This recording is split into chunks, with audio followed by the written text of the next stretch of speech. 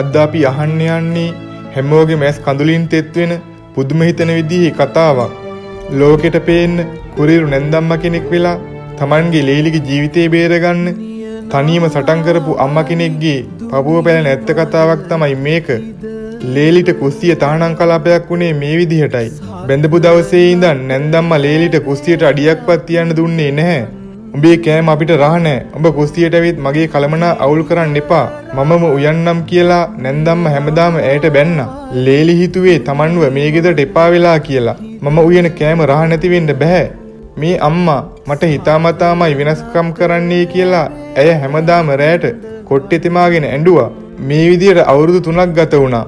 හදිසියෙම නැන්දම්මා හෘදයාබාධයකින් ජීවිතෙන් සමුගත්තා.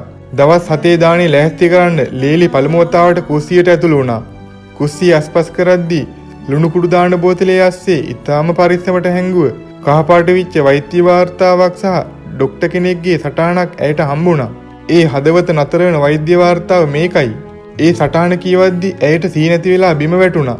ඒක මීට අවුරුදු 3කට කලින් ඒ ලේලිගේම නමට ලියවුණු රහස්‍ය වාර්තාවක්. ඇයට තියෙන්නේ ඊටාම දරුණු තත්ත්වයේ හෘද රෝගයක්. ඇය අධික රස්නයට සහ ලිපේ දුමට නිරාවරණය වුණොත් ඕනෑම මොහොතක ඇගේ හදවත නතර වෙන්න පුළුවන්. ඒ නිසා කිසිම හේතුවක් මත ඇය කුස්සියේ වැඩවලට යොදවන්න එපා කියලා තමයි ඒ සටහනේ තිබුණේ. ඇයට සියල්ල වැටහුණා. එදා ඇයව බලන්න ආපු වෛද්‍යවරයා මේ ඇත්ත නැන්දම්මට කියලා තිබුණා. ලේලි මේක දැනගත්තොත් ඇය බය වෙලා හදවත නතර වෙයි කියලා හිතපු නැන්දම්මා ඒ රහස තනියම දරාගත්තා. මේ තමයි නැන්දම්මගේ කුරිරුකම පිටිපසු තිබුණු දේවත්වයේ ආදරය. ලේලිය කුස්තියට එන එක වළක්වන්න නැන්දම්මට තිබුණු එකම ක්‍රමය තමයි ඇයට බැනවැදීම. උඹේ කෑම රහ නැහැ කියලා කිව්වේ ලේලියව ලිපේ රස්නෙන් බේරගන්නයි.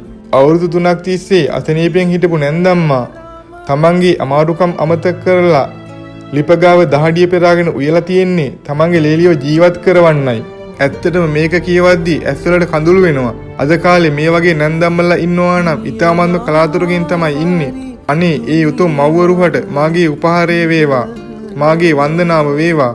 මේ ලෝකේ සියලු දිනාට මේ වගේ නැන්දම්මලා හමු වෙලා ලේලි නැන්දම්මා කියන විවහාරයෙන් තොරව අම්මයි දොය වගේ ජීවිතය ගත කරන්න සියලු දිනාට වාසනාව ලැබෙන්න ඕනි. හැබැයි එක දෙයක් මතක තියාගන්න. සමහර අය අපට බනින්නේ, අපට දොස් කියන්නේ, අපට වෛර කරන නිසා නෙවෙයි. අපි නොදන්නා මහා විනාශයකින් අපිව බේරගන්න වෙන්න පුළුවන්. පිටින් පේන කුරිරුකමට වඩා ඇතුලේ හැංගිලා තියෙන ආදරය හඳුනා ගන්න උත්සාහ කරන්න. තමන්ගේ ලේලියව තමන්ගේම දුවක් වගේ රකින්න මෙවැනි උතුම් මව්වරුන් වෙනුවෙන් ලයික් එකක් දාමු. නැන්දම්බලාගෙන වැරදියට හිතෙන අයට ඇස්සරෙන්න මේ උතුම් කතාව සමාජගත කරන්න අපි ෂෙයා කරමු. ඔයාලා සියලු දිනාටම යහපතක්ම වේවා.